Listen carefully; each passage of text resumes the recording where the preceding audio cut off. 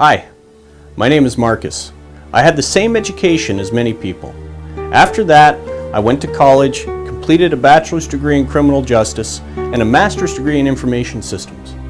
I'm no particular type of researcher, just someone that's curious and intrigued by new and fascinating things.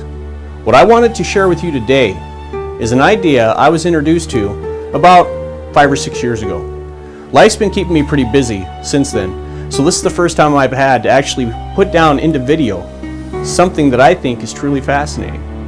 If you think about the things I'm going to show you really hard, I'm confident you'll see why I find these facts so incredible and why you, like me, might start to wonder why you've never heard them before. Let me start with one very important caveat. I consider myself to be an objective person. If you can provide me with enough objective facts, you might be able to convince me that the earth is flat, that water isn't wet, or that there aren't 12 inches in a foot. Short of the facts, however, you're going to have a very hard time convincing me of anything, because I'm objectively sincere when I tell you that I have a willingness to believe factual information. I don't have an agenda, I don't have a job that relies on you believing any lie I might force feed you, and I don't have a career cataloging research that might go down the tubes if any truth might come along that would contradict my findings or life's work. I don't have an opinion I'm trying to get you to go along with, hence why I'm simply offering these incredibly staggering facts for your review. Good luck, post your own objective findings as comments to this video, and I'll look forward to hearing your thoughts. Happy researching.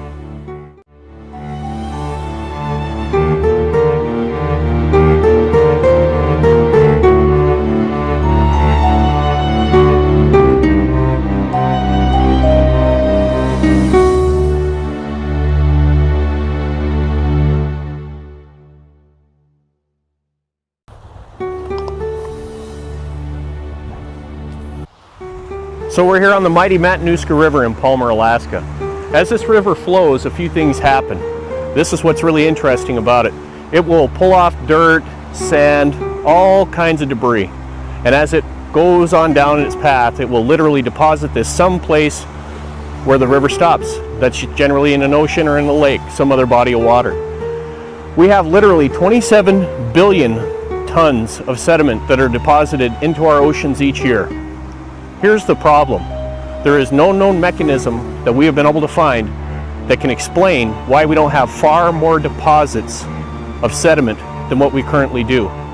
The amount of sediment that we have now that's accumulated on the ocean floor strongly suggests that the earth couldn't possibly be billions of years old.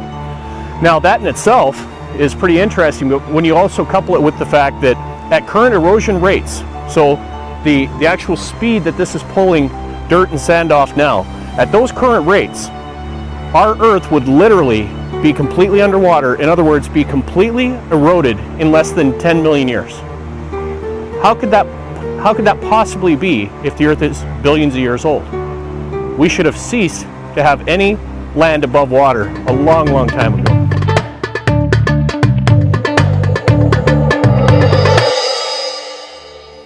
So as you can brightly see behind me, we have this great sunspot, glorious, beautiful day today. There's an interesting phenomenon about the sun. It shrinks literally at a rate of 1% per century, or about 5 feet per day. That means that just 20 million years ago, the Earth and the sun would have been touching each other.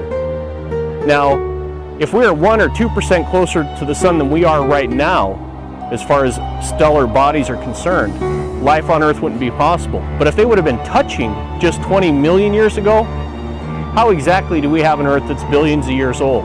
That's impossible.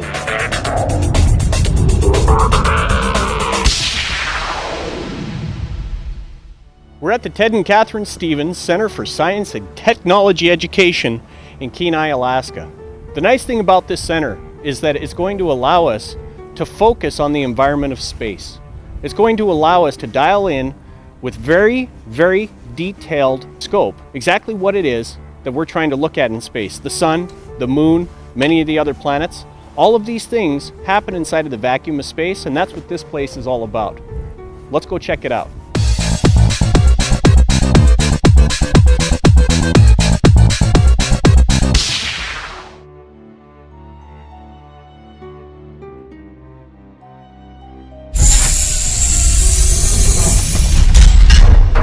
Just came through the airlock chamber into the space station. Simulated space station, but cool nonetheless.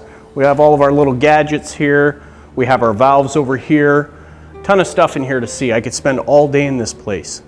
But what I found was most interesting is that if we could take this spaceship and actually get on a trajectory towards the sun, we wouldn't get very close to it. The reason is because the distance between the Earth and the Moon is 238,000 miles. And if you were standing on the surface of the Moon and the sunlight hit you, it would literally kill you. It's way too hot for you to be able to sustain life in that much sun. Now, the Moon is a great distance away from the sun, as is the Earth. But just that short distance of 238,000 miles is enough to cook a human being in direct sunlight. So, that being said, we know scientifically that the sun shrinks 1% per century. Or, if you extrapolate that out, it's about 5 feet per hour. If you use those known distances, again, inside of the vacuum of space, just 20 million years ago, the sun and the Earth were touching.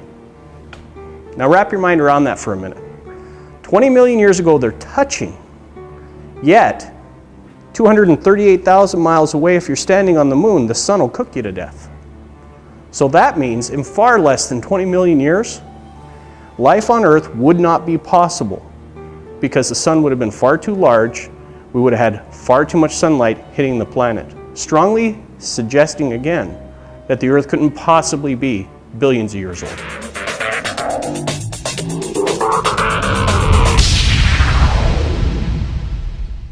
Have we ever heard of the lunar crisis?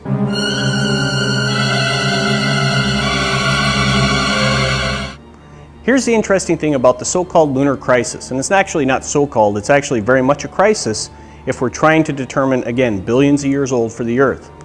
Basically, if the Moon started out right next to Earth, it would move to its present position because it moves away from the Earth at just a few inches every year. It would be in its present position if it started near the Earth in 1.2 billion years. Now, if you work that in reverse, and you bring the Moon back towards Earth at that same rate, then in very, very short time less than 1.2 billion years, in fact, we're talking millions of years, all of the tidal forces from the Moon, which we now have, which cause the ocean tides, which cause many of the effects that we see at Earth's surface today, they would have been so powerful that they would have caused the water to sweep over the top of every single mountain here on the planet. Again, strongly demanding that the scientific evidence supports the notion the Earth can't possibly be billions of years old, much less hundreds of millions of years old.